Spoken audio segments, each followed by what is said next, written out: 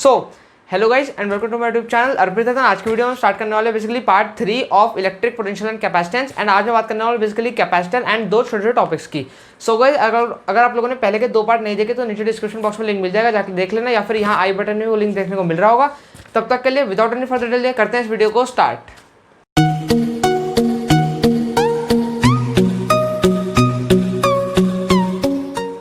So guys capacitor start करने से पहले मैं करूंगा बेसिकली एक छोटा टॉपिक डिस्कस, जो कि आपका कंडक्टर्स। सो गाइस कंडक्टर्स एक छोटा है टॉपिक है, लेकिन इंपॉर्टेंट टॉपिक होता है इलेक्ट्रिक पोटेंशियल कैपेसिटेंस चैप्टर में। एंड इसके बारे में हम पढ़ते हैं basically mainly properties. So guys सबसे पहले प्रॉपर्टीज पढ़ने से पहले मैं डिस्कस करूंगा कंडक्टर आपके पास होते क्या हैं।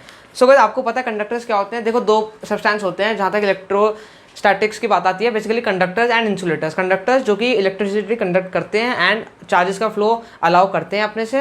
एंड एक होते हैं इंसुलेटर, जैसे कि आपका वुड हो गया, लकड़ी, वो क्या करती है बेसिकली इलेक्ट्रिसिटी पास नहीं करती।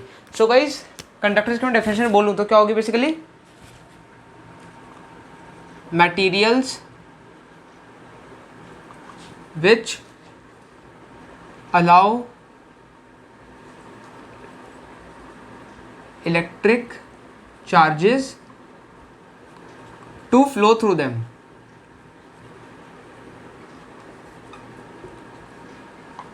बेसिकली यही होता है ना कंडक्टर, क्योंकि इलेक्ट्रिक चार्ज आपका फ्लो होगा तभी आपकी इलेक्ट्रिसिटी कंडक्ट हो पाएगी। ठीक है। एंड आपका अगर मैं डेफिनेशन बताऊं जो आपका बुक में दे रखी है, वो क्या बेसिकली दो substances which can easily allow electricity to pass through them are known as conductors. अगर मैं एग्जांपल दूं तो क्या होगा बेसिकली, जैसे कि मेटल्स हो गए सबसे अच्छा एग्जांपल्स। एंड आपके ह्यूमन बींग्स यानी कि ह्यूमंस, हम लोग भी क्या इलेक्ट्रिसिटी कंडक्ट करते हैं। इसलिए जब आप देखा होगा आपको करंट लगता है। करंट इसलिए लगता है क्योंकि आपसे चार्ज जो है फ्लो होता है, इसलिए आपको करंट लगता है। एंड अर्थ क्या है, सुपर कंडक्टर मतलब बेसिकली जो सारी मतलब चार्जेस को एक्सेप्ट कर लेती है, अर्थ उसको हम मानते हैं। एंड फर्दर में बात करूँ बेसिकली और कुछ चीज़ों के बारे में, तो उनमें क्या होता है बेसिकली फ्री चार्ज कैरियर्स होते हैं बहुत सारे। जैसे कि अगर मैं बात करूँ मेटल्स में क्या होते हैं बेसिकली फ्री इलेक्ट्रॉन्स होते हैं। एंड आपका सॉल्यूशन में क्या होता है बेसिकली आयंस होते हैं, पॉजिटिव नेगेटिव आयंस होते हैं। तो उनमें फ्री चार्ज कैरियर्स होते हैं, इसकी वजह से वो लोग इलेक्ट्रिसिटी कंडक्ट कर पाते हैं। बेसिकली इलेक्ट्रिसिटी क्यों कंडक्ट कर पाते हैं, because of free charge carriers. आपका आयंस हो गया, फ्री इलेक्ट्रॉन्स हो गया, बेसिकली ये सब होते हैं। ठीक है। अब आती है इनकी मेन बात, वो क्या बेसिकली इनकी प्रॉपर्टीज हम लोग पढ़ते हैं। बेसिकली 4-5 प्रॉपर्टीज होती है, वो इंपॉर्टेंट प्रॉपर्टीज हैं बेसिकली, उसको आप लोग समझना। सो मैं लिखता हूँ यहाँ पे बेसिकली प्रॉपर्टीज।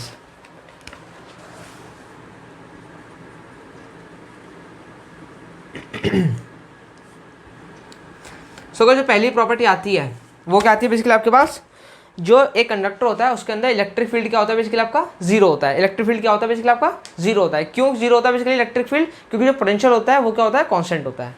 ठीक, समझ गए। यानी कि inside a conductor potential constant, hence constant का डिफरेंशियल बेसिकली dv/dr मतलब माइनस dv/dr होता है आपका electric field, and v constant and differential किसी कांस्टेंट का जीरो होता है। इसका मतलब inside a conductor electric field is zero. जो आपका सेकंड पॉइंट आता है वो क्या आता है बेसिकली, आपका जो सरफेस होता है चार्ज कंडक्टर का सरफेस, उसमें क्या होता है बेसिकली आपका electric field must be normal to the surface at every point. So guys अगर मैं बात करूँ, सपोज आपके पास क्या है, एक कंडक्टर है। क्या है बेसिकली आपका कंडक्टर, ये है बेसिकली। तो जो उसका सरफेस है उस पर इलेक्ट्रिक फील्ड क्या होगा, नॉर्मल होगा। देखो इलेक्ट्रिक फील्ड के अंदर तो आपका कंडक्टर के अंदर तो इलेक्ट्रिक फील्ड जीरो होगा, लेकिन जो सरफेस पे होगा वो क्या होगा, नॉर्मल होगा। इसका मतलब इस तरीके से।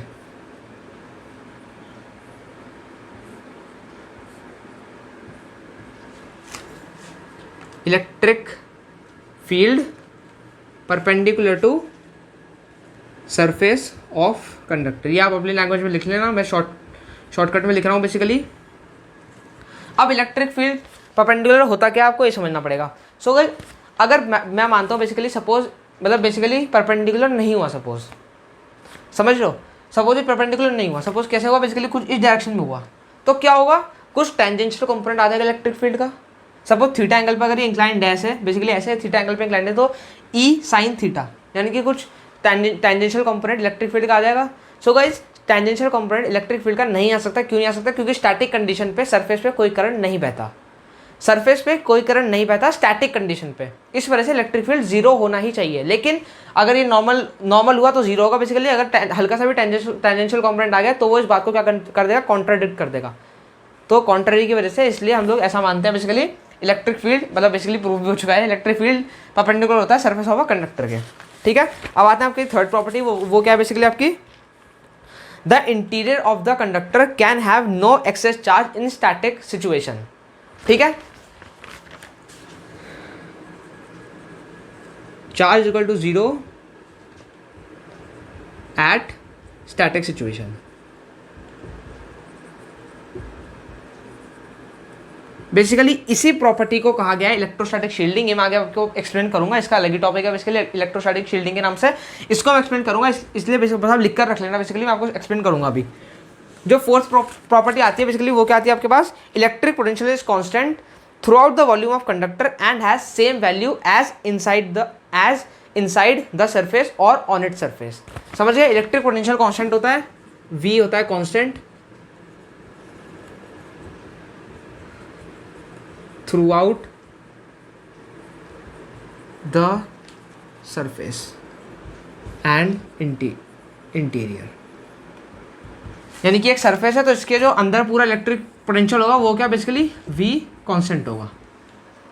तभी तो V कांस्टेंट है, तभी तो V का डिफरेंशियल यानी कि जो इलेक्ट्रिक फील्ड बेसिकली वो जीरो होता है। तो बेसिकली ये उसी का सब पॉइंट मान सकते हो आप। एंड फिफ्थ आता है जो कि लास्ट आती है, वो क्या बेसिकली आपका? जो इलेक्ट्रिक फील्ड होता है सरफेस पे चार्ज कंडक्टर के, वो क्या होता है बेसिकली आपका?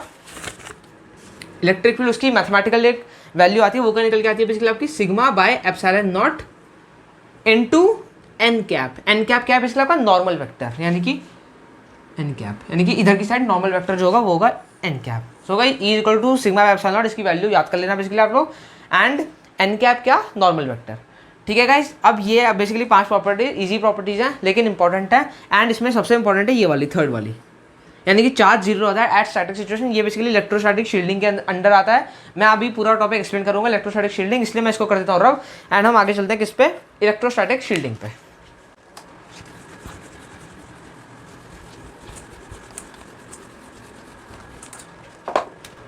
सो गाइज अब बात करते हैं किसकी? इलेक्ट्रोस्टैटिक शील्डिंग की। तो इलेक्ट्रोस्टैटिक शील्डिंग बेसिकली होता क्या है?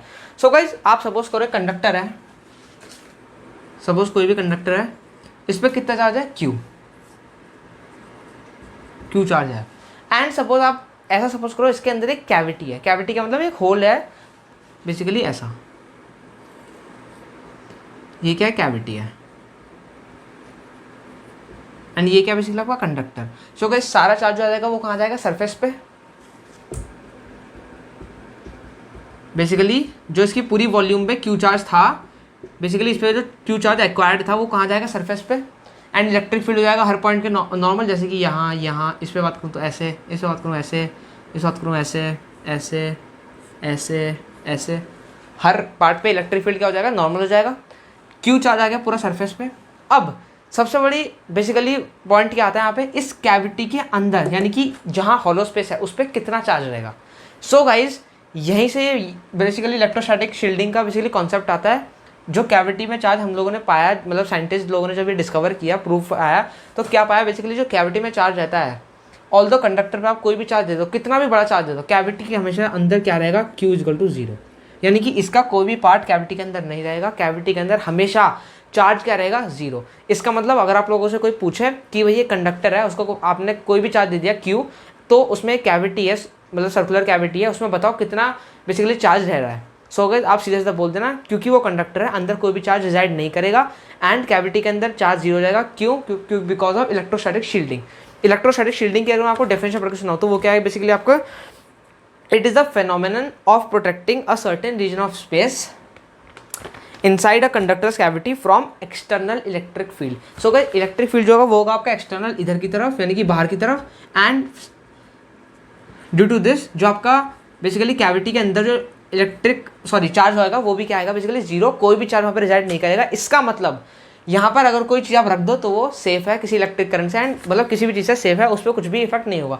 सो गाइस इसका एक एप्लीकेशन आता है, इसका बहुत बढ़िया एप्लीकेशन आता है हमारे बेसिकली डेली लाइफ में। वो क्या बेसिकली आपका? सपोज आपके पास क्या पड़ रही है? बिजली पड़ रही है बहुत ज़्यादा, समझ रहे हो, बेसिकली बहुत ज़्यादा लाइटनिंग हो रही है, तो लाइटनिंग से आप कैसे बचो। सपोज आपके पास एक कार है, तो भाई इसलिए हमें ये सजेस्ट किया जाता है, तो बेसिकली आपके पास जो होती है कार होती है बेसिकली, तो हमें क्या सजेस्ट किया जाता है बेसिकली, आप कार में चुपचाप जाकर बैठ जाओ, आप कुछ भी मूवमेंट मत करो और कार में चुपचाप जाकर बैठ जाओ। हमें ये सजेस्ट करा जाता है लाइटनिंग के वक्त, यानी कि जब लाइटनिंग स्ट्रक होती है कहीं पर एंड हमें उससे बचना है बेसिकली। देखो दो तीन तरीके होते हैं, या तो आप खुले ग्राउंड पे बैठ जाओ, या तो आप पेड़ के नीचे बैठ जाओ, लेकिन ये सब तरीके काम नहीं करते। इससे भी मतलब बेसिकली ये सब चीज़ें भी कॉन्ट्राडिक्ट हो चुकी हैं। लाइटनिंग तब भी पड़ती है। अगर आप लोगों को लाइटनिंग से बचना है तो सबसे पहले क्या करना, कार में जाके बैठ जाना। बेसिकली ये किसका एप्लीकेशन है, इलेक्ट्रोस्टैटिक शील्डिंग का। क्यों कार में जाके बैठ जाना, बिकॉज जो कार होती है वो बनी होती है किसकी, मेटल या फिर अलॉय की बनी होती है, जो कि इलेक्ट्रिसिटी कंडक्ट करता है ना। तो बेसिकली वो हो गया बेसिकली आपका conductor. And conductor basically car के अंदर क्या होती है, फ्री स्पेस, तो वो कैसे एक्ट करेगी, कैविटी की तरह। सो गाइस अगर आप लोग बेसिकली कार के अंदर जाके बैठ जाओगे तो आप क्या हो जाओगे, इलेक्ट्रोस्टैटिकली शील्ड हो जाओगे। आप क्या हो जाओगे, इलेक्ट्रोस्टैटिकली shield.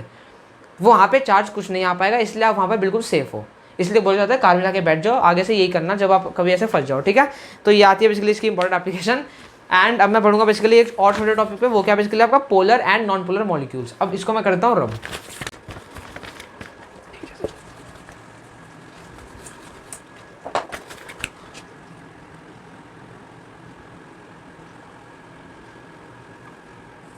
So guys polar and non polar molecule आपके पास होते क्या है, सबसे पहले ये समझो। तो गाइस जो पोलर मॉलिक्यूल होता है, नाम से पता लग रहा है, मतलब बेसिकली हर एक एटम में, मतलब बेसिकली कोई एलिमेंट है, सपोज कोई मॉलिक्यूल है, उसमें 2-3 एलिमेंट से मिलकर बना है, तो हर एक एलिमेंट में बेसिकली क्या होगी, कुछ पोलैरिटी होगी, जीरो पोलैरिटी कभी नहीं होगी। उसको हम क्या कहेंगे, पोलर मॉलिक्यूल्स।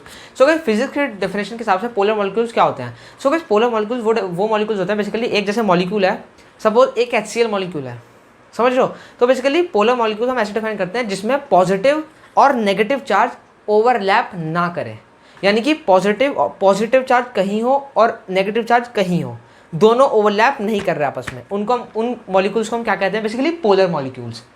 समझ गए। पोलर मॉलिक्यूल्स का एग्जांपल क्या है बेसिकली आपका, सबसे बढ़िया एग्जांपल है H2O, फिर एग्जांपल आता है आपके पास HCl, फिर एग्जांपल क्या आता है बेसिकली आपका NH3। समझ लो। तो ये बेसिकली किस एग्जांपल है, पोलर मॉलिक्यूल्स के। अब ये क्यों एग्जांपल है, सपोज H2O का मैं स्ट्रक्चर बनाऊँ तो क्या होता है, O एंड O पे क्या, 2 lone pair. So guys O पे जो चार्ज होता है वो क्या होता है बेसिकली आपका डेल नेगेटिव, यानी कि पार्शियल नेगेटिव चार्ज होता है। एंड इन दोनों पे क्या होता है बेसिकली आपका पार्शियल पॉजिटिव, यानी कि अगर मैं फ्लो ऑफ इलेक्ट्रॉन देखूँ तो इस तरफ, यानी कि जो आपका इलेक्ट्रॉन क्लाउड होगा, बेसिकली इलेक्ट्रॉन क्लाउड बीच में, सपोज ऐसे तो रहता है बीच में इक्विलिब्रियम पे, लेकिन ये बीच में रहने के बजाय ऑक्सीजन पे शिफ्ट हो जाएगा। इसका मतलब इलेक्ट्रॉन क्लाउड कुछ ऐसा हो जाएगा। समझ गए। इसका मतलब क्या है, पॉजिटिव और नेगेटिव चार्ज आपस में ओवरलैप नहीं कर रहे हैं। जो इलेक्ट्रॉन क्लाउड है नेगेटिव चार्ज का, बेसिकली आप वो मान सकते हो, बेसिकली जो आपका इलेक्ट्रॉन क्लाउड है वो नेगेटिव चार्ज की तरफ, ऑक्सीजन की तरफ शिफ्ट हो जाएगा। Similarly in the case of HCl पे क्या आता है बेसिकली डेल नेगेटिव, एंड इस पे आता है del positive, partial positive charge आता है। सो गाइस थोड़ा इलेक्ट्रॉन खिसक जाएंगे इधर, यानी कि जो आपका इलेक्ट्रॉन क्लाउड होगा बेसिकली थोड़ा राइट साइड, यानी कि Cl की साइड खिसक जाएगा, जो आपका ज़्यादा इलेक्ट्रोनेगेटिव एलिमेंट है। एंड आपको पता है ये क्या है बेसिकली, हैलाइड तो बेसिकली होते हैं बहुत सारे इलेक्ट्रोनेगेटिव, क्योंकि उन्हें एक एटम चाहिए होता है उन्हें वैलेंस शेल कंप्लीट करने के लिए। सो गाइस जो आपका इलेक्ट्रॉन क्लाउड होगा वो किसकी तरफ, Cl की तरफ शिफ्ट हो जाएगा। सो गाइस पॉजिटिव और नेगेटिव चार्ज ओवरलैप नहीं करेंगे, इसलिए वो बन जाएगा बेसिकली आपका polar molecule. Similarly in the case of NH3 NH एक लोन पेयर बेसिकली उधर की साइड शिफ्ट हो जाएगा। अब बात करते हैं नॉन पोलर मॉलिक्यूल्स की। So guys non polar molecules आपके पास होते क्या हैं, जिनमें बेसिकली इसी का ऑपोजिट, यानी कि पॉजिटिव एंड नेगेटिव चार्ज क्या कर जाएगा, ओवरलैप कर जाएगा, सिंपल। एंड अगर मैं नॉन पोलर मॉलिक्यूल्स के एग्जांपल लूँ, सो गाइस सबसे अच्छा एग्जांपल आपके पास क्या आएगा बेसिकली आपका N2 आ गया, O2 आ गया, या फिर अगर मैं बात करूँ CO2 आ गया। सो गाइस देखो इन गैस में क्यों आता है बेसिकली, समझो। सपोज एक N है एंड दूसरा N है, इनमें बॉन्डिंग कैसी होगी बेसिकली ऐसी। तो गाइस एक N और 2 N, यानी कि दोनों इलेक्ट्रोनेगेटिव हैं। अब ये इससे छीनेगा और ये इससे छीनेगा, तो ओवरऑल जो इफेक्ट आएगा वो नल आएगा। इसका मतलब इलेक्ट्रॉन क्लाउड बीच में रहेगा। Similarly in the case of O, ये भी छीनेगा इलेक्ट्रॉन क्लाउड अपनी तरफ, यानी कि एक रस्सी है, मैं भी इधर से ऐसे फोर्स लगा रहा हूँ क्योंकि मैं भी इलेक्ट्रोनेगेटिव हूँ, दूसरा बंदा भी इलेक्ट्रोनेगेटिव है, दूसरा बंदा भी ऐसे फोर्स लगा रहा है, तो जो नल होगा वो क्या होगा, 0 होगा बेसिकली, अगर हम दोनों इक्वल मॉलिक्यूल हैं, इक्वल एटम्स है, जो कि इस केस में सेम है।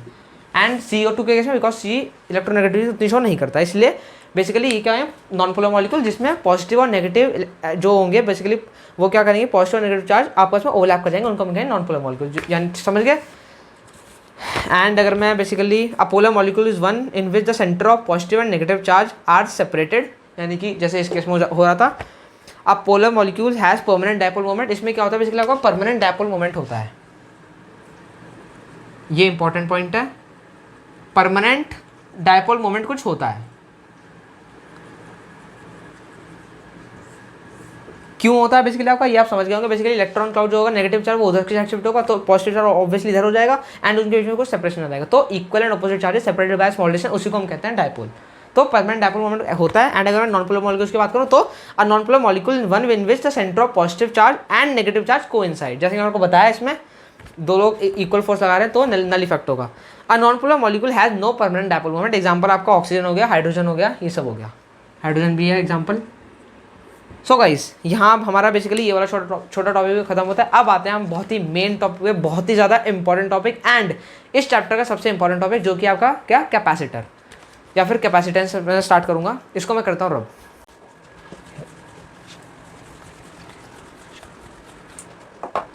सो गाइस अब मैं बात करने वाला हूँ किसकी, कैपेसिटेंस एंड फर्दर कैपेसिटर की बात करूँगा। सो गाइस कैपेसिटेंस आपको क्या समझ आता है, बेसिकली आपको समझ आ गया होगा कि कैपेसिटर तो है एक डिवाइस एंड कैपेसिटेंस क्या है, एक प्रॉपर्टी, समझ गए। जैसे अगर मैं बात करूँ रेजिस्टेंस होती है एक प्रॉपर्टी, रेजिस्ट करने की, चार्ज को रेजिस्ट करने की प्रॉपर्टी को रेजिस्टेंस कहते हैं। एंड रेजिस्टर क्या है, जो प्रॉपर्टी शो करता है, सेम एग्जैक्टली सेम बेसिकली इस केस में, यानी कि कैपेसिटेंस क्या है, एक प्रॉपर्टी एंड कैपेसिटर डिवाइस जो कि वो प्रॉपर्टी शो करता है लार्ज एक्सटेंट में बेसिकली, समझ लो। तो कैपेसिटेंस होता क्या है, अगर मैं डेफिनेशन की बात करूँ सिंपल, तो क्या होता है बेसिकली आपका, क्या होता है आपका एबिलिटी ऑफ अ कंडक्टर, यानी कि एक कंडक्टर की ability to store electric charge. किस प्रॉपर्टी की बात हो रही है बेसिकली, सपोज इलेक्ट्रिक चार्ज है, मेरे से पास कर रहा है, क्यू चार्ज आ रहा है। सो गाइस मैंने क्या किया, उसको चार्ज पास नहीं होने दिया, मैंने उसको अपने पास ही स्टोर कर लिया। उस प्रॉपर्टी को क्या कहते हैं बेसिकली, कैपेसिटेंस। सिंपल वे में समझाया बेसिकली, समझ गए बेसिकली क्या होता है, ability of a conductor to store electric charge is called capacitance. And capacitor क्या होगा, a device which stores electric charge is called capacitor. Simple basically कुछ नहीं है, सिंपल है, ठीक है। अब कैपेसिटर का मैथमेटिकल फॉर्मूला क्या होता है, ऑब्वियसली इतने से तो बात बनेगी नहीं, ये क्या है फिजिक्स है, वो भी 12th क्लास की, तो गाइज मैथमेटिक्स तो कहीं ना कहीं घुसेगी बीच में। सो गाइज क्या आएगा इसका, एक आएगा बेसिकली आपका क्या, मैथमेटिकल फॉर्मूला, बहुत ही इंपॉर्टेंट। वो क्या होता है बेसिकली आपका, बेसिकली इससे क्या कर सकते हो आप, कैपेसिटेंस का एक और डेफिनेशन निकाल सकते हो उस मैथमेटिकल फॉर्मूले पे बेस्ड। वो क्या होगा basically, capacitance is the ratio of charge stored per unit potential. समझ पा रहे हो, यानी कि capacitor is the ratio of charge stored per unit potential. I hope समझ गए होंगे बेसिकली, जिसमें ये क्यू क्या है बेसिकली आपका, स्टोर्ड चार्ज, और ये वी क्या है बेसिकली आपका, अप्लाइड पोटेंशियल, यानी कि जो सर्किट में अप्लाइड होगा। समझ गए क्या आता है बेसिकली आपका, कैपेसिटेंस क्या आता है, Q बाय V। ये क्या होता है इसका मैथमेटिकल रिलेशन, समझ लो बेसिकली। अब देखो कैपेसिटर की मैं वो पढ़ के सुनाता हूँ डेफिनेशन, वो क्या होती है, अ कंडेंसर और a capacitor is a device that stores electric charge, ठीक है। It consist of two conductor, मतलब बेसिकली मैं बताऊंगा बेसिकली, ये तो उसका वो है कंपोजिशन होता है क्या बेसिकली आपका, ठीक है। यहाँ तक मैं बताता हूँ, बेसिकली मैं आगे बात करता हूँ। सो गाइस ये तो था कैपेसिटेंस का मैथमेटिकल रिलेशन जो कि मैंने यहाँ पे लिख दिया। अब बात आती है उसकी किसकी, एसआई यूनिट क्या होती है इसकी। सो गाइस एसआई यूनिट कितनी दिख रही है आपको, आप मतलब अंदाज़ लगाना काफ़ी आसान है। वो क्या है बेसिकली आपका कूलम पर वोल्ट, यानी कि CV-1 कूलम पर वोल्ट। तो कूलम पर वोल्ट को हम बोलते हैं क्या बेसिकली, फेराड। तो इसकी एसआई यूनिट क्या होती है, फेराड। एसआई यूनिट क्या होती है बेसिकली आपका, फेराड। एंड 1 फेराड किसके बराबर होता है, 1 कूलम अपॉन 1 वोल्ट के बराबर। समझ गए, बेसिकली कैपेसिटर जैसे हम रेजिस्टर में करते हैं ना, सेम हम कैपेसिटर में करेंगे। सीरीज कॉम्बिनेशन, पैरेलल कॉम्बिनेशन, कैसे सीरीज कॉम्बिनेशन निकालते हैं, इक्विवेलेंट कैपेसिटेंस कैसे निकालते हैं, and equivalent resistance equivalent series में कैसे निकालते हैं कैपेसिटेंस, इक्विवेलेंट आपका पैरेलल में कैसे निकालते हैं कैपेसिटेंस। जो हम रेजिस्टेंस के लिए करते थे वही हम इसके लिए वैसे ही ट्रीट करेंगे बेसिकली, समझ गए। अब क्योंकि फैराड होती है बेसिकली जो ऐसे यूनिट होती है इसकी फैराड, क्योंकि एक फैराड बहुत ज़्यादा यूनिट हम मानते हैं, क्योंकि कूलम चार्ज कम नहीं होता, क्योंकि कूलम चार्ज होता है बेसिकली बहुत ज़्यादा, इसलिए हम फैराड जब भी कैलकुलेट करते हैं बेसिकली हम ऐसे नहीं बोलते कि ये कैपेसिटेंस है, सॉरी ये कैपेसिटर है एंड इसकी कैपेसिटेंस कितनी है बेसिकली 3 फैराड या 4 फैराड या 10 फैराड, जैसे कि रेजिस्टेंस केस में होता था 10 ओम 5 ओम। रेजिस्टेंस के केस में चलता है क्योंकि ओम उतनी बड़ी यूनिट नहीं होती, लेकिन जहाँ तक बात आती है आपकी बेसिकली उसकी किसकी कैपेसिटर की, सो हम लोग ऐसे यूज़ नहीं करते basically 3 farad 4 farad 5 farad 10 farad 20 farad. ये फैराड क्या होती है, बहुत बड़ी यूनिट होती है, एक फैराड भी बहुत बड़ा होता है। सो अगर हम लोग क्या यूज़ करते हैं इसकी बहुत स्मॉल यूनिट यानी कि माइक्रो या फिर मिली। सो मैं लिख देता हूँ बेसिकली 1 मिली फैराड किसके बराबर होता है 10⁻³ फैराड। 1 माइक्रो किसके बराबर होता है 10⁻⁶, एंड 1 नैनो किसके बराबर होता है 10⁻⁹। एंड कैसे डिनोट करते हैं स्मॉल m, इसको किससे म्यू से एंड इसको किससे n से, यानी कि mf एंड फिर म्यू f एंड फिर nf। समझ गए बेसिकली, यहाँ तक मैंने पढ़ा दिया। अब आगे बचा क्या है बेसिकली आपका डायमेंशनल फॉर्मूला निकाल लोगे, मैं लिख देता हूँ बेसिकली आपका, निकाल तो सकते हो ना। क्या होता है dimensional formula, m-1 l-2 t 4a²। ये निकल के आता है क्या बेसिकली आपका डायमेंशनल फॉर्मूला, एक बार चेक कर लेता हूँ। ये निकल के आता है एंड आपका मैंने ये सब बता दिया। इसमें आप एक और लिख लो 1 पिको फैराड। पिको फैराड कितनी होती है 10⁻12 फैराड। इसको हम डिनोट करते हैं पी से, यानी कि पी एफ। ठीक है, सब कुछ बता दिया मैंने आपको। अब बात करते हैं बेसिकली कैपेसिटर बनता कैसे है एंड कैपेसिटर के बीच में बेसिक प्रिंसिपल क्या होता है। इसको मैं करता हूँ रब, बेसिकली ये सब नोट कर लेना।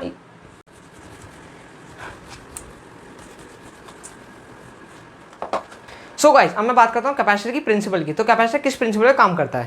सो गाइस प्रिंसिपल क्या है बेसिकली आपका,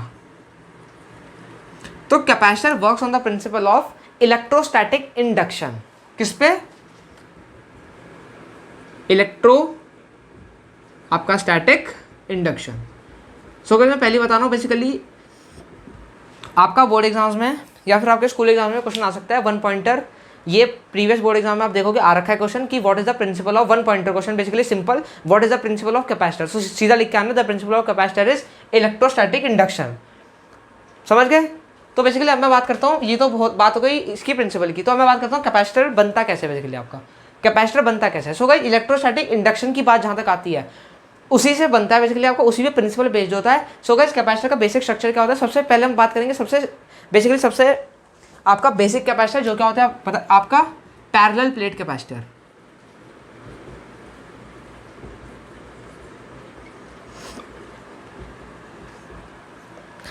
सो गाइस देखो कैपेसिटर आप लोग पढ़ोगे 12th क्लास में 3-4 तरह के, जैसे कि आपका रिंग कैपेसिटर हो गया, सिलिंड्रिकल कैपेसिटर हो गया, स्फेरिकल कैपेसिटर हो गया, एंड सबसे कॉमन सबसे बेसिक एंड सबसे इंपॉर्टेंट क्या पैरेलल प्लेट कैपेसिटर। सबसे इंपॉर्टेंट है कॉम्पिटिटिव एग्जाम्स के लिए भी, बोर्ड एग्जाम्स के लिए भी सबसे इंपॉर्टेंट, सबसे बेसिक, सबसे इजी तो मैं नहीं कहूँगा क्योंकि इसमें काफ़ी सारी डेरिवेशंस आती हैं बेसिकली, सबसे लेकिन इंपॉर्टेंट बहुत है। पैरेलल प्लेट कैपेसिटर सबसे बेसिक होता है लेकिन सबसे इंपॉर्टेंट होता है। एंड पैरेलल प्लेट कैपेसिटर के लिए हम बेसिकली मेनली आपकी डेरिवेशंस करते हैं, डेरिवेशन किसकी कैपेसिटेंस की। सो तो पैरेलल प्लेट से आपको क्या समझ आ रहा है, 2 प्लेट है पैरेलल एंड साइड में क्या लगा रखा है 2 तार, बेसिकली वही है। एंड प्रिंसिपल क्या फॉलो हो रहा है इलेक्ट्रोस्टैटिक इंडक्शन। तो बनता कैसे आपको वो दिखाता हूँ। पहले हम लोग क्या करते हैं बेसिकली एक प्लेट लेते हैं, दूसरी क्या करते हैं बेसिकली दूसरी प्लेट लेते हैं। यहाँ तक ठीक है। बेसिकली ये वायर लगा दिया, वायर से जिसको भी कनेक्ट करना है मतलब जो भी कनेक्ट करना है कर लो।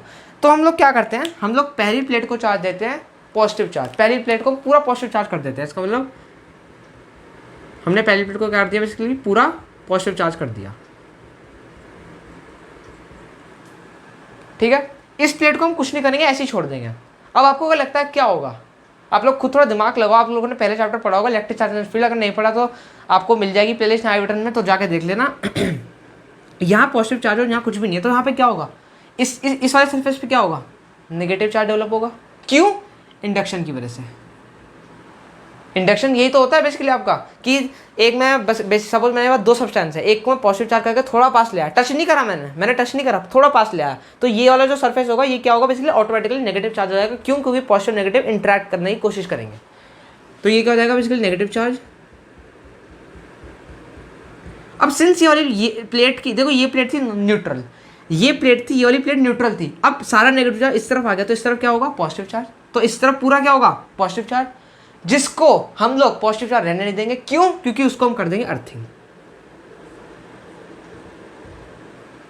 ये वाईफाई जैसा सिंबल बन गया, इसको कहते हैं अर्थिंग, यानी कि तार जोड़ दिया अर्थ से। और अर्थ क्या होती है, बेसिकली आपका सुपर कंडक्टर मानते हैं बेसिकली, मतलब कि एकदम से सारा जो चार्ज होगा वो एक्सेप्ट कर लेती है। समझ गए? सो गाइस, इसी के चलते हमारी इलेक्ट्रिक जो कैपेसिटेंस होती है वो डिफाइन होती है। इसका मतलब अब ये कैपेसिटर कैसा बन गया, इलेक्ट्रिक चार्ज को स्टोर करने वाला। अब ये क्या करेगा, इलेक्ट्रिक चार्ज को स्टोर करेगा, और प्रिंसिपल क्या अप्लाई हो रहा है, बेसिकली इंडक्शन। चार्ज कैसे स्टोर करेगा, ये पॉजिटिव चार्ज बढ़ाते जाओ, यहाँ नेगेटिव चार्ज बढ़ता जाएगा, ये पॉजिटिव चार्ज कम होगा, यहाँ नेगेटिव चार्ज भी सिमिलरली कम होगा, तो आपका इससे क्या होगा, इलेक्ट्रिक चार्ज स्टोर हो जाएगा। तो बेसिकली सबसे पहले हम निकालते हैं बेसिकली इसकी कैपेसिटेंस, ये है सबसे सिंपल। इसमें हम लोग क्या करते हैं, बेसिकली दोनों की जो क्या मान लेंगे, बेसिकली डी, क्या मान लेंगे, डी, दोनों की सेपरेशन बिटवीन प्लेट्स का मान लेंगे डी। सो हम लोग क्या निकालेंगे, बेसिकली कैपेसिटेंस किस फॉर्मूले से ड्राइव होगा, क्यू बाई वी वाले से। हम लोग सी निकालेंगे पैरेलल प्लेट कैपेसिटर का, किस फॉर्मूले से, क्यू बाई वी से ड्राइव करके। समझ रहे हो? आसान है, मतलब ऐसा कुछ है नहीं, मतलब बेसिकली ठीक है। सो गाइस, सबसे पहले हम क्या लगाएंगे, बेसिकली क्यू बाई वी वाला formula. And Q by V लगाने से पहले हम लोगों को निकालनी पड़ेगी वी, यानी कि इसमें पोटेंशियल कितना लग रहा है। समझ गए? सो गाइस, पोटेंशियल क्या होता है बेसिकली आपका, मैंने आपको बताया था, ई क्या होता है बेसिकली आपका, d V by d r. समझ गए? वी क्या होगा बेसिकली आपका, ई इंटू बेसिकली आपका डी। अगर मैं इंटीग्रेट सब कर दिया मैंने, तो आपका ई फाइनली कितना आएगा, वी कितना आएगा, सॉरी, ई इंटू डी, यानी कि ई इंटू डिस्टेंस, तो वी कितना आ गया, ए इंटू डी। ठीक है, डी ए वाला डिस्टेंस। ई यानी कि electric field for a pair of, basically आपका pair of sheet of charge, मतलब बेसिकली प्लेट। अब ई क्या होगा यहाँ पे, ई आपको बताया था मैंने गॉस थ्योरम में कि क्या होगा, बेसिकली आपका पैरेलल दो प्लेट्स होते हैं, उनमें हम ई कैसे निकालते हैं, क्या आता है बेसिकली आपको रिजल्ट याद होगा, सिग्मा बाय एप्सिलॉन नॉट। अगर आप लोगों को याद है पहले का, तो पहले मैंने आपको सिखाया कैसे निकालते हैं, गॉस थ्योरम में जाकर देख लेना, क्या होता है सिग्मा बाय एप्सिलॉन नॉट, दो प्लेट्स के लिए, दो पैरेलल प्लेट्स के लिए कितना आएगा बेसिकली आपका, sigma by epsilon not into D. ठीक है, v इक्वल टू सिग्मा को मैं क्या लिख सकता हूँ, सिग्मा क्या होती है, सरफेस चार्ज डेंसिटी। क्या सिग्मा बेसिकली होती है, क्या सरफेस चार्ज डेंसिटी, एंड उसकी वैल्यू क्या होती है बेसिकली क्यू बाय ए, यानी कि Q upon surface area A. A क्या होगा बेसिकली आपका, इसका सरफेस एरिया ए।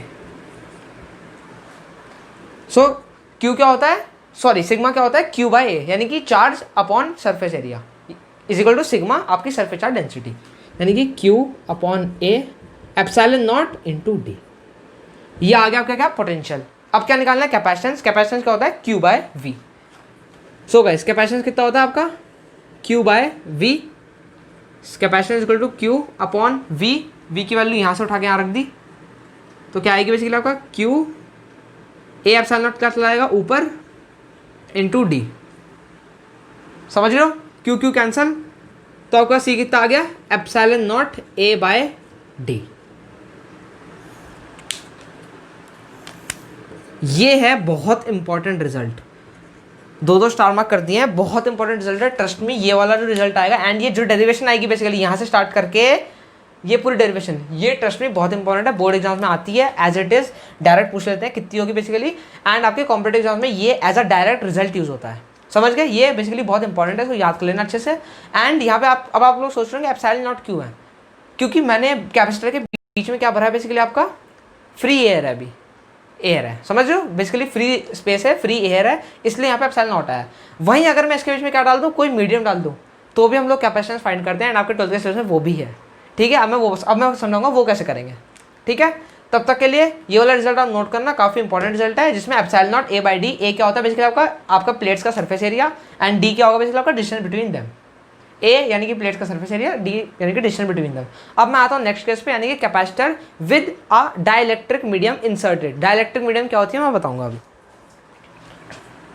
इसको मैं करता हूँ बेसिकली आपका रब। सो गाइस अब मैं बात करता हूँ बेसिकली आपका, ये मैंने बताया था कैपेसिटर सिंपल वाला, यानी कि जब बीच में क्या है फ्री स्पेस है, यानी कि फ्री एयर है, कोई मैंने अलग से कोई मीडियम इंट्रोड्यूस नहीं किया। अब मैं बात करूंगा बेसिकली क्या, दो कैपेसिटर हैं, दो प्लेट्स हैं, बेसिकली पैरेलल प्लेट्स हैं कैपेसिटर में, उसके बीच में क्या इंसर्ट कर दिया, डाइलेक्ट्रिक स्लैब। अब डाइलेक्ट्रिक होते क्या हैं, तो डाइलेक्ट्रिक बेसिकली आप समझो वो एलिमेंट्स होते हैं जो कि आपका बेसिकली इसी चैप्टर में डाइलेक्ट्रिक्स आएंगे, लेकिन वो आगे आते हैं, इसलिए आप अभी के लिए समझ लो डाइलेक्ट्रिक्स होते क्या बेसिकली। सो डाइलेक्ट्रिक्स क्या होते हैं, डाइलेक्ट्रिक्स ऐसे एलिमेंट्स होते हैं बेसिकली एक तरह के इंसुलेटर होते हैं जो इलेक्ट्रिसिटी पास तो नहीं करते हैं अपने से, लेकिन वो लोग क्या करेंगे, उनके अंदर चार्जेस होंगे, वो क्या करेंगे, चार्जेस आपस में इलेक्ट्रोस्टैटिक फोर्स आपस में लगा सकते हैं, वो इतना अलाउ कर सकते हैं। समझ गए। इसका डाइलेक्ट्रिक्स के एग्जांपल क्या होता है बेसिकली आपका, जैसे ग्लास हो गया, कांच, आपका पानी हो गया, आपका वुड हो गया, सॉरी वुड नहीं वैक्स। वुड तो आपका प्योर इंसुलेटर है, डाइलेक्ट्रिक इंसुलेटर तो होते हैं क्योंकि वो इलेक्ट्रिसिटी पास नहीं करते, लेकिन वो अलाउ करते हैं उनके अंदर वाले चार्जेस को कि आपस में वो लोग इलेक्ट्रोस्टैटिक फोर्स आपस में अपने आप पे लगा सकें, वो इतना करते हैं। समझ गए। यानी कि आप लिख लो बेसिकली आपका, अगर मैं बेसिकली डेफिनेशन बोलूँ डाइलेक्ट्रिक्स की तो क्या होगी बेसिकली आपका, dielectrics are the substances which do not pass electricity through them but allow the charges in them to exert electrostatic force among each other, upon each other आप बोल दो, ठीक है। ये होते हैं डाइलेक्ट्रिक्स, यानी कि आपका बेसिकली वैक्स हो गया, ग्लास हो गया, रबर हो गया, ये सब क्या होता है बेसिकली एग्जाम्पल है। सो गाइस अब मैं बात करूँगा आपकी कैपेसिटेंस निकालते हो कैसे उस केस में। सपोज ये आपका वही एक यहाँ वाला पैरेलल प्लेट, एक ये प्लेट, अब क्या होगा बेसिकली, यहाँ पे होगी क्या, पॉजिटिव चार्ज, पूरा पॉजिटिव चार्ज होगा, इधर क्या जाएगा बेसिकली आपका नेगेटिव चार्ज, एंड इधर क्या कर दी मैंने, अर्थिंग, ठीक है। अब मैंने इसमें डाइलेक्ट्रिक स्लैब इंट्रोड्यूस कर दिया जिसकी थिकनेस क्या होगी, टी, बेसिकली ऐसा।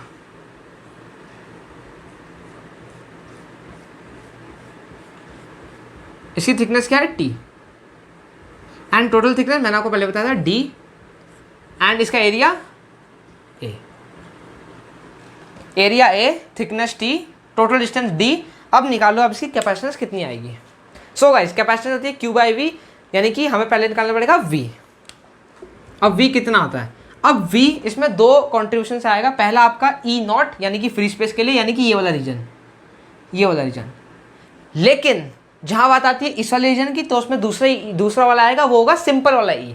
एक होगा E नॉट फ्री एयर के लिए, ये वाला, यानी कि E नॉट प्लस E, इसका मतलब E नॉट इंटू डिस्टेंस क्या होता है बेसिकली आपका, E नॉट यानी कि होगा इस वाले में एंड इस वाले में, यानी कि D माइनस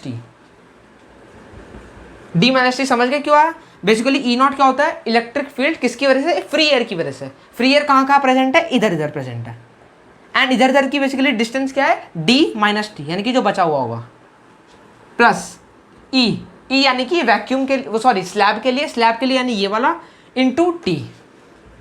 अब ये E इंटू टी और E not into D minus T क्यों, क्या मैंने आपको पता होगा क्यों, बिकॉज V क्या होता है बेसिकली आपका electric field into distance, simple. समझ गए। अब V की वैल्यू कितनी होगी, E not into D minus T. अब मुझे क्या करना पड़ेगा, E को कन्वर्ट करना पड़ेगा E नॉट में। वो कैसे करते हैं, हम करेंगे K की मदद से। K क्या होगा बेसिकली आपका डाइलेक्ट्रिक स्ट्रेंथ इस स्लैब का। बेसिकली मैं लिख देता हूँ यहाँ पे, K क्या होगा, डाइलेक्ट्रिक क्या, स्ट्रेंथ ऑफ स्लैब।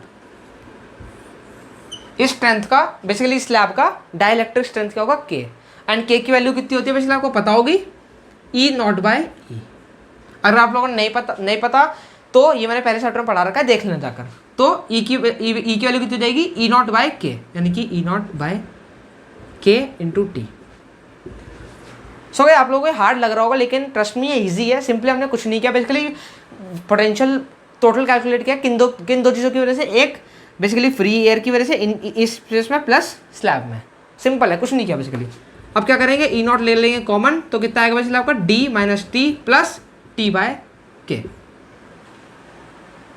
समझ गए, सिमिलरली ई नॉट की वैल्यू कितनी रख दी, sigma by epsilon not D minus T plus T by K, and sigma की वैल्यू कितनी, Q into Q by A, sorry, यानी कि सिग्मा क्या है, surface charge density, charge upon area, area किसका, प्लेट का, D minus T plus T by के।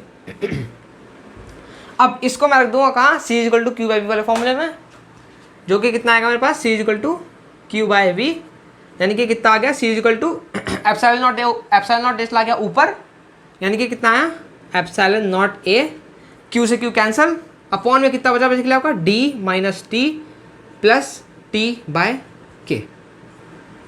So guys ये आता है हमारे पास फाइनल रिजल्ट निकल के एक डाइलेक्ट्रिक स्लैब का, मतलब डाइलेक्ट्रिक स्लैब की वजह से, ये है बहुत ज़्यादा इंपॉर्टेंट। अब इसमें एक और केस आता है, बेसिकली ये तो हमारा यहाँ पर रिजल्ट खत्म हो गया। अब इसमें एक लेते हैं हम स्पेशल केस। स्पेशल केस आपको पता चल गया होगा क्या होगा, वो बेसिकली टी हमने भर दिया पूरा, इसका मतलब मैंने जितनी इसकी डिस्टेंस थी उतनी डिस्टेंस की ही डाइलेक्ट्रिक स्लैब डाल दी, इसका मतलब t is equal to d हो गया उस केस में। सो गाइस नेक्स्ट लेंगे हम स्पेशल केस ही है ये, इसका मतलब t is equal to d. So guys जहाँ जहाँ टी है वहाँ क्या डाल दो, डी डाल दो, इसका मतलब सी क्या आएगा, epsilon not A upon D minus T की जगह डी प्लस डी बाय के, इसका मतलब डी कैंसल, तो कितना आता है निकल के बेसिकली, ये अलग है, सी कितना आता है, K epsilon not A by d, K क्या ऊपर है, के ठीक है, के ऊपर है न्यूमरेटर में। सो गाइज ये आता है अत्यधिक इम्पॉर्टेंट फॉर्मूला, बहुत ज़्यादा इंपॉर्टेंट है ये फॉर्मूला ट्रस्ट में इससे भी ज़्यादा इंपॉर्टेंट है। सिंपली अगर आप लोगों से पूछे कि डाइलेक्ट्रिक स्लैब पूरी भर दी तो कैपेसिटेंस बताओ पहले के केस में प्लस अब के केस में, तो पहले के केस में क्या हो जाएगा, ये जब मैंने हाफ भरी थी या फिर कुछ भी भरी थी बेसिकली, एंड सेकंड केस में क्या हो जाएगा, ये वाला। एंड अगर मैं बात करूँ आप लोगों से कोई पूछे कि कंपैरिजन करके बताओ जब डाइलेक्ट्रिक स्लैब नहीं थी एंड सेकंड में मैंने पूरी डाइलेक्ट्रिक स्लैब भर दी, तो पहले क्या होगा, C equal to epsilon not A by D, and फिर दूसरे में जब मैंने पूरी डाइलेक्ट्रिक भर दी तो कितना हो जाएगा, सिंपली के मल्टीप्लाई कर दो, के क्या होगा, dielectric strength of the slab, simple. तो गाइज ये डेरिवेशन पूरी याद कर लेना, एज इट इज याद करना, बोर्ड एग्जाम में बहुत बार पूछेगी, ट्रस्ट में बहुत इंपॉर्टेंट डेरिवेशन कराई है आज मैंने। ये जो है कैपेसिटेंस निकालो आप, parallel plate capacity without dielectric slab and with dielectric slab, ये बहुत इंपॉर्टेंट मतलब बेसिकली डेरिवेशन आप लोग जाकर देखना, प्रीवियस ईयर के क्वेश्चन टॉपिक वाइज में आप लोगों को हर जगह ही मिलेगा, ये डेरिवेशन आ रखे, प्लस इससे न्यूमेरिकल्स भी आते हैं, डायरेक्ट सी निकालो बेसिकली इसका डायरेक्ट, सिंपल। ये डेरिवेशन याद करना, डेरिवेशन ऑल्दो स्टार्टिंग में आपको थोड़ी मुश्किल लग रही होगी लेकिन बाद में इजी हो जाएगी। सो गाइस कर मैं आज का पार्ट होता है बेसिकली यहीं खत्म, पार्ट 3 यहीं खत्म होता है। जो फोर्थ पार्ट होगा इसमें वो क्या करवाऊंगा उसमें बेसिकली आपका, मतलब बेसिकली अर्थ का कैपेसिटेंस निकलवाऊंगा, अर्थ का, जी हाँ अर्थ का भी कैपेसिटेंस निकलता है, उसके बाद स्फेरिकल कैपेसिटेंस निकलवाऊंगा, स्फेरिकल कैपेसिटर का आपका मैं निकलवाऊंगा बेसिकली सिलेंड्रिकल कैपेसिटर का, एंड फर्दर मैं क्या निकलवाऊंगा बेसिकली आपका energy store in the capacitor. हम एनर्जी स्टोर भी निकालते हैं कैपेसिटर में, कितनी एनर्जी स्टोर होती है मैं वो भी बताऊंगा बेसिकली आपको, एंड इन तरह की 2-3 चीज़ों की और बात करेंगे। सो गाइज आई होप आप लोगों को वीडियो अच्छी लगी होगी, प्लीज लाइक कर देना वीडियो को, and please do subscribe to my YouTube channel जिन लोगों ने अभी तक नहीं किया, and for those who are new to this YouTube channel, please do subscribe to my YouTube channel and press the bell icon for the latest updates। मैं रोज़ आपके लिए वीडियो लाने की कोशिश करता हूँ, तब तक के लिए आप लोग अच्छे से पढ़ते रहना, रिवाइज करना जो मैंने पढ़ाया क्योंकि ये इंपॉर्टेंट है, इसलिए all the best, take care and bye bye.